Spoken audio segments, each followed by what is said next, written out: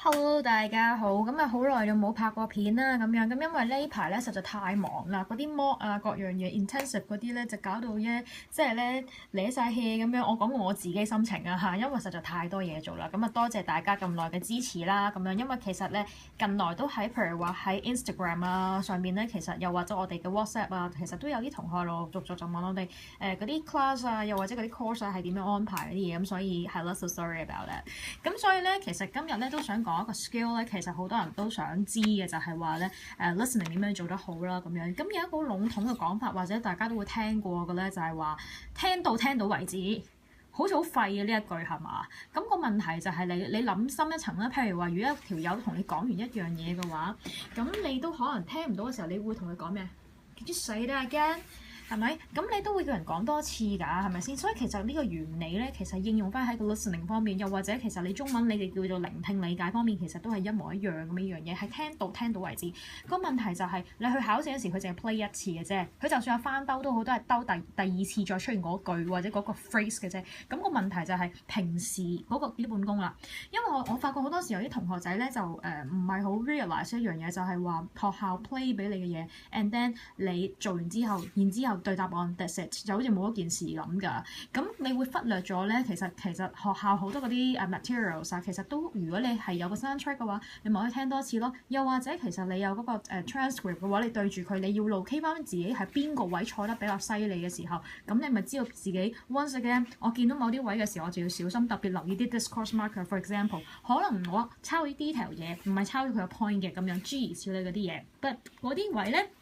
我今日咧就唔諗住長講嘅，因為如果要講嗰啲嘅話咧，其實我自己本身 regular course 裏邊咧，我都同同學仔講咗好多㗎啦。OK，因為其實我自己本身有啲自家製嘅 exercise 啦，譬如話例如呢啲 listening practice 呢啲嘢啦，咁其實都要用翻嘅 skill 嘅。咁但係咧，以下落嚟咧就會做一個譬如話比較短少少嘅 listening practice，話俾大家聽，其實有啲咩要注意嘅地方。咁其實咧呢啲嘢咧，我就自己整咗一個簡短版嘅，其實都唔簡短㗎啦，因為其實佢裏邊嘅題種啦，咁樣我就模仿咗啲 SC 㗎啦。咁譬如話，亦都有啲態度題啦，見到咁亦都有啲填字題啦。咁其實呢啲嘅秘訣喺邊度咧？咁樣可以 share 少少啦。OK，咁其實有一樣嘢比較緊要嘅咧，就係要知道咧 grammar 都好緊要嘅呢一樣嘢。For example，the first one，a smartphone allows what？咁你會知道其實呢一句咧係唔完整㗎。咁所以其實喺度咧，你自己 prep 嘅時候會唔會咧俾自己一個感覺，就係話其實我真係要咧填飽咗佢先，係咪？咁但係咧 number two 呢啲有少少唔同啦，佢好明顯短答㗎。你見到咧佢俾咗兩個例子，譬如 for example location。translation，OK，so 呢啲兩個都係 noun 嚟㗎嘛，咁所以你填嘅時候，你當然唔好好似上面嗰個傻豬嚟嘅，OK，又填翻一句你唔係㗎嘛，OK，好明顯你知道唔係呢啲咁嘅嘢啦。And then number three。App，which is a short form of application is a 乜，好明顯要你再 explain 落去嘅 ，OK？And then MC 呢啲冇得佢點樣大 prep 啦，係咪先？And then 呢啲好淺嘅數字，所以咧你見到我而家都係做緊啲咩動作咧？我就自己懶唔寫啫。咁但係如果係你哋嘅話咧，就需要係寫啦。例如有啲乜嘢嘢要寫，譬如好似呢個 and what，there should be a noun without as over there，OK？咁我咧就俾大家望一望。見唔見到？即係你有少少提示，有少少 signal 話俾自己睇咧，呢個位係要做啲咩？所以其實你哋嘅準備時間啦，其實你個 part A 咪有啲準備時間嘅，咪叫你 familiarize yourself with the situation 咁樣講噶嘛。咁其實你就係做呢一樣嘢啦，即係咧有啲咧 signal 嚟嘅嘢咧，盡量俾自己寫多少少落去。例如呢啲 as people，what， 咁可能呢個係一個 adjective 開頭啦，又或者可能有時會係 PP 啦，係咪先？咁所以呢個咧唔該唔好懶。zoom 下先 ，OK。咁呢個咧，所以其實我都係成日同我啲同學仔講㗎，呢個好緊要嘅呢個 skill，唔好懶咯 ，OK。如果你真係熟嘅。你可以唔寫出嚟，但係你個腦裏邊咧，你記唔記到咁多啦？係咪？即係我都唔 trust 自己嘅腦嘅時候，咁你又 Are you sure you're blinking in it all？OK， 所以都係嗰個問題啦，唔好懶啊。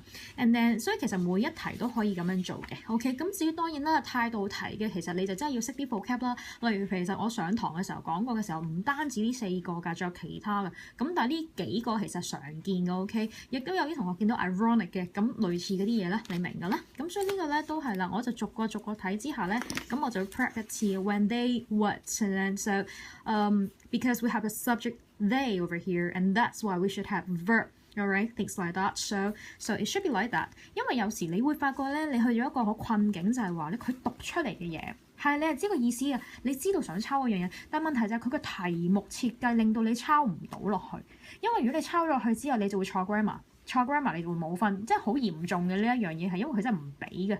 OK， 因為佢唔係完全唔考 grammar， 因為你完全係 irrelevant 咁樣答係唔得噶嘛。OK， 你都知啦。For example 呢個 a what 就 guess so it should be a noun。仲要係 A 喎，咁理論上即係唔會係呢啲嘅啦，係咪？類似呢啲嘢，咁呢啲自己心裏明白啦。OK， 咁好啦，咁我哋咧做一個示範仔，咁咧我咧就盡量咁就俾一條 soundtrack 俾大家聽一聽少少啦，咁睇下咧，大家亦都可以咧聽下啦。Hello, I'm Rob. Welcome to 6 Minute English. With me in the studio today is Neil. Hello, Neil. Hi.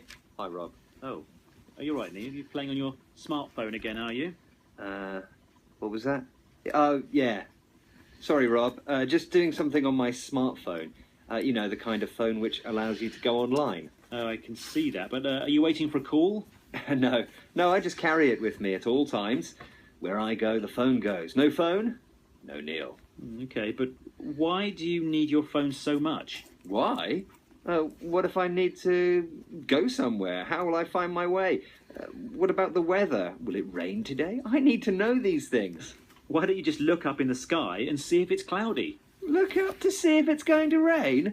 I have an app, which is short for application, which is a computer program for a specific purpose. My app tells me the weather, and this one does all the maths I need. And here's one for translations, and this one here can tell me what I'm going to have. Okay, I get the point. Today we are talking about computers, and we'll bring you some words connected with the digital age.